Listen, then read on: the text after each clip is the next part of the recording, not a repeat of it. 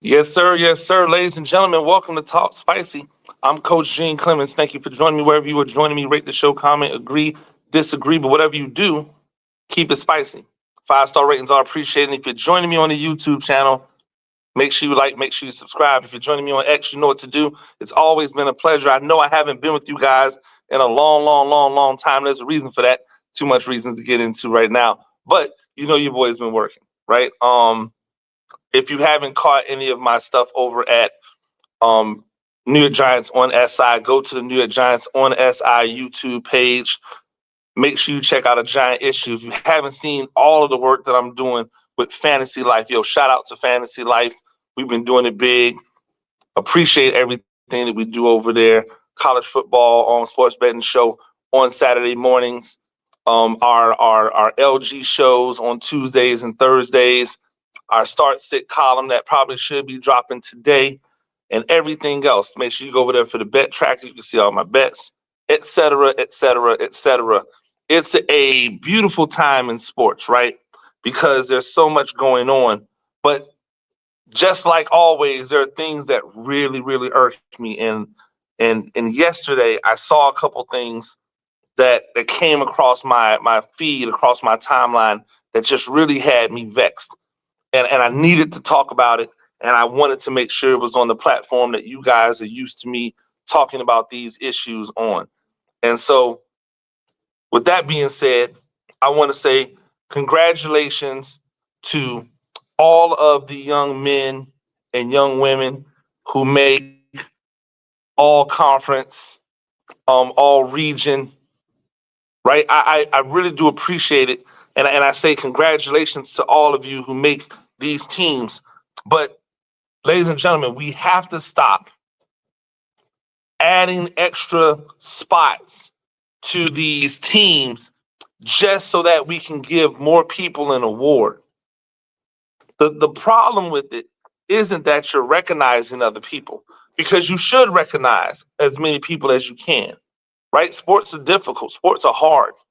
The problem is that the people who are being recognized, their awards are diminished, they're diluted because there's so many people involved in it. I'll give you an example. There there's a region where you in football you have a first team and a second team. That's 22 players, not including kickers, right? That's 22 players that you're recognizing in first and second team. When you add in the kickers, if you have a first and second team kicker, that's 24 players.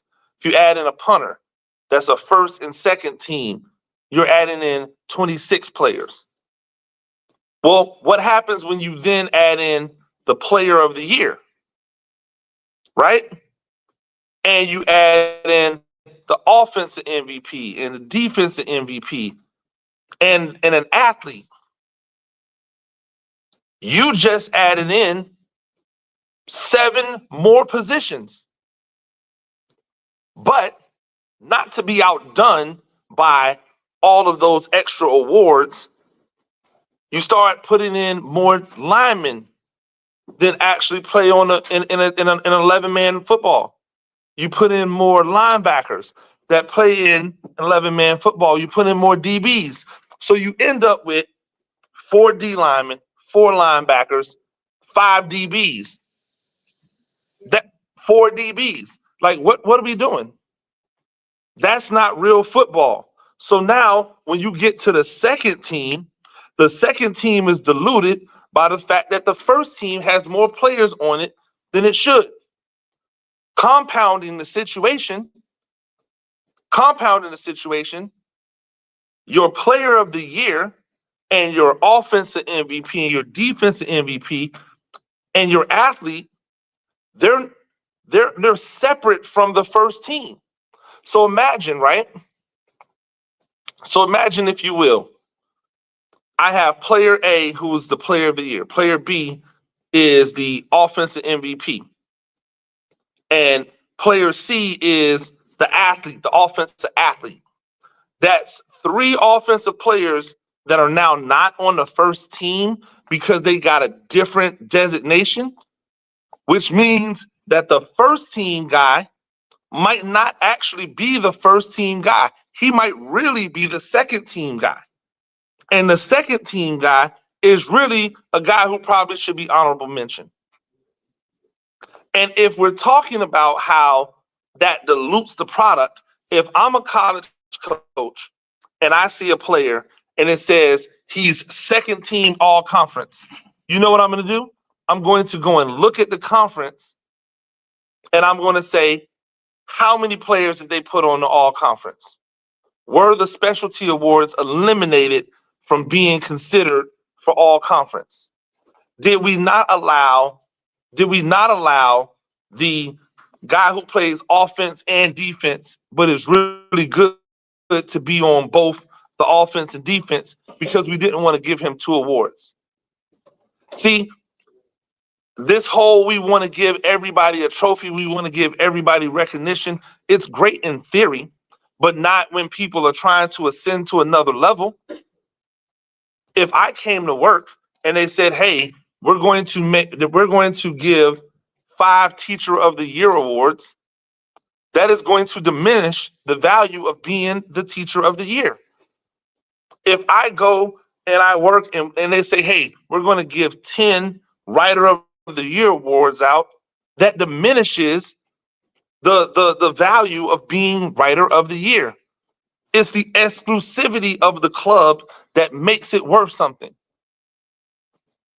It's the exclusivity of the club that makes you want to be a part of it. And until we get back to that, until we get back to the, hey, we're just going to recognize the best and the brightest. And if you're not a part of that, guess what? Work harder. If you're not a part of that list, do better next time. Everybody can't win. Everybody can't be the top.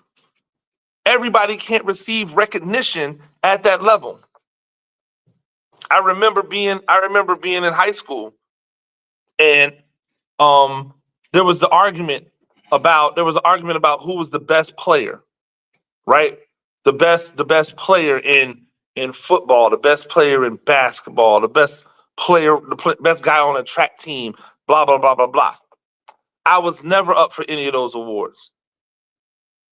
It wasn't because I wasn't good, but it was because I wasn't the best. And I was okay with that. You know why? Because every single day in basketball, I was trying to be the best. And in football, I was trying to be the best. And in track, I was trying to be the best. And you know what I became? I became the most well-rounded, all-around athlete in the area. You can't tell the story of that time period when I was in high school without talking about me. There's different ways to show your value, to show your worth. But when it comes to these postseason awards, these postseason awards need to mean something. And we need to bring that back. We also need to bring back how we go about or revisit how we go about protecting quarterbacks. I watched as Aziz was the linebacker from Houston was suspended for 3 games for an illegal hit, right? And everybody says, oh my gosh, this hit is so dirty. This hit is so dirty. And the only time they ever play the video, they're playing it in slow motion. Oh my gosh, look at him put his forearm up. So clearly, all of you people who are saying it's dirty, who are saying it's bad, I'm just going to assume you've never played football. But when you're going low because you've been told, hey, I need to go low to make sure I don't hit anyone up high, so I'm going to go low on them. When you go low and you've made that decision to go low, you no longer have control of stopping. You also put your arms up because your arms protect yourself. What do you want him to do? Lead face first? If he leads head first, then it's really a penalty, right? If he uses the crown of his head to hit anything, he has an opportunity to concuss himself he has an opportunity to break his neck. So the arms come up to protect, not to harm, not to hurt, to protect. The forearm shiver isn't the way to like murder someone. The helmet on helmet is the way to do it. The shoulder to their helmet is the way to do it. It's not the forearm. The forearm is exposed. The forearm can be broken. The forearm is the closest to the bone. So they get this guy out for 3 games. And all I keep thinking is, man, a guy can cheat. He can use PEDs and be suspended for 2 games or 4 games. But if a guy makes a hit that they deem a bad hit because of what the quarterback did, he misses 3 games? Somebody make it make sense. Because it doesn't make any to me. I look at it this way. The quarterback is running. The quarterback knows that they have an opportunity to get hit, but they're trying to pick up as many yards as possible. And then at the last minute, when they are 2 to 3 yards away from a defender, they try to slide. And instead of sliding to protect themselves, instead of sliding and protecting themselves, they slide and they leave all their body open. You know what I call that? A crash test dummy. You want to know people who never get hurt doing these type of things? All of the guys that you guys say are runners first. You've never seen those dudes get hurt like that. You know why? Because they don't slide like that. Lamar Jackson doesn't slide like that when he runs. Jalen Hurts doesn't slide like that when he runs. Heck, Josh Allen, crash test dummy number 1, doesn't slide like that when he runs. The only people who slide like that when they run are people who are scared of getting hit. And when you're afraid on football is when you get hurt. I learned that when I was a little kid. If you play scared, then you put yourself in a more vulnerable area to be hurt. I can remember running and I see someone coming and I check up because I'm afraid of the contact. They destroy me. I mess my AC joint up. I'm running full speed. I don't see the dude coming. I get hit. I get wrecked. I pop right back up from it. You know, we want to know why? Because I wasn't running scared. When you run scared, you open up the opportunity for you to get hurt. You open up the opportunity for you to not get up from that hit. Trevor Lawrence was running scared because, for all intents and purposes, Trevor Lawrence plays scary. Why is he not held to any responsibility for this hit? If you watch the hit in real time, it is bang, bang. I don't want to take credit for it. Somebody on X said, I want you to take a stopwatch and I want you to start it from the time he starts his slide and stop it from the time that he's hit. I did it. It's less than a second. You want the defender to charge up from the secondary or from wherever he's coming from.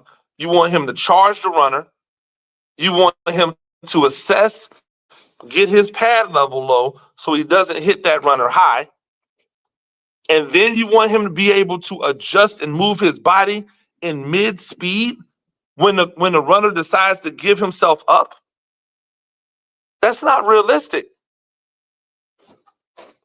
The onus should be on the runner to give themselves up earlier instead of trying to get every little inch of real estate that they can, or they should not be able to give themselves up. Right? It's one of those two. Either give yourself up earlier or don't have a rule in place that says that they can give themselves up. That is on him. Stop taking away the ability of these defenders to be able to do their job. We're so quick to want to blame the defender for everything that happens instead of blaming the people who are responsible, which are the runners. If we won't put the onus on the runners to do their job to protect themselves, then why are we making the defenders whose jobs are to hurt the runners? They're to stop the runners. This is a violent game. We can't keep acting as if this game is not violent. We can't keep trying to legislate the violence out the game because it's the violence that has made the game what it is today. Well, it's the violence and it's the sports betting that's made the game what it is today. Right? It's fantasy, it's sports betting, but the spectator is the violence. That's what they want to see. Right? The more we get away in basketball, the more and more that we see the basketball players taking all threes, the less enjoyable the game is. Because you're only going to hit those threes at a clip that make it impossible for me as a spectator to sit here and go, this is enjoyable.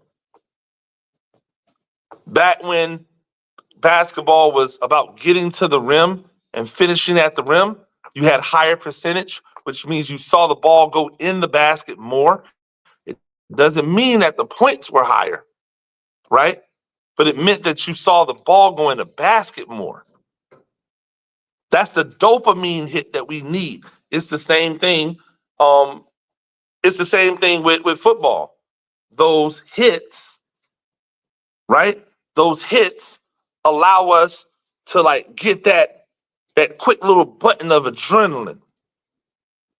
I contend that the hits make the game better because now there's a penalty for when you mess up. You want to know why wide receiving has gone through the roof, why receivers have become so much better? There's no more fear. There's no more fear. And trust me, they're not fearless. These guys are not fearless. They scary as all get out. I've never seen the wide receiver position be as scary as it is today. They just know they can't be hit. If I jump up for a ball in the air, the defender is no longer allowed to knock me out the air. They can't take my legs out.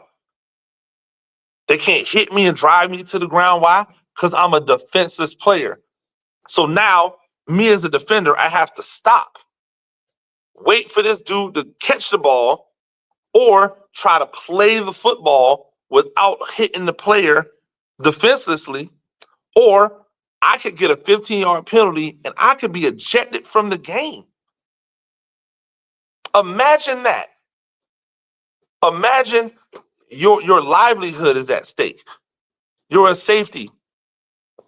Do you take the chance of taking the hit, or do you let the person catch it? If you take the hit and you get kicked out and a penalty, there might be things that come into play that cause you to lose your job. If you don't make the play, if you don't hit them, if you let them catch it, there may be implications and things that cost you your job. It's a lose-lose situation for the defender. And yet, we're still over here trying to give more to the offensive guys. Like, I get it. Quarterback's important. When you don't have the quarterback out there, it looks bad. I get it. But these quarterbacks need to defend themselves. They need to protect themselves. It shouldn't be on the referees or the legislature of the game to protect the quarterback. It should be on the quarterback to protect the quarterback. It should be on the coach to protect the quarterback. It should be on the offensive line and running backs and tight ends to protect the quarterback. And if they decide to run, then you are now a runner. There is no protection. There is no giving up your body. There is no sliding. There is no getting away from it. If you're a runner, guess what? It's time to get it in the mud. If he dies, he dies. Right? If you don't want to die, I'm talking metaphorically. If you don't want to die, then don't run. If you don't want to get blown up, then don't run. Nobody's going to look at you away. Your job is to pass the ball. Your job is not to run the ball. So when you decide that you're going to run, you got to pay the penalty the same way the running back has to pay the penalty. The same way the wide receivers have to pay the penalty. There's no difference. That's why the game has all of these fractured elements in it.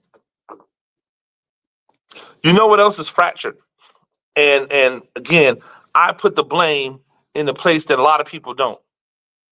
But the relationship with the media and with these athletes and teams, a lot of it is fractured. It's fractured relationships. Why? Because somewhere along the line, the media people started believing that they were the star, that they were the reason why people were coming.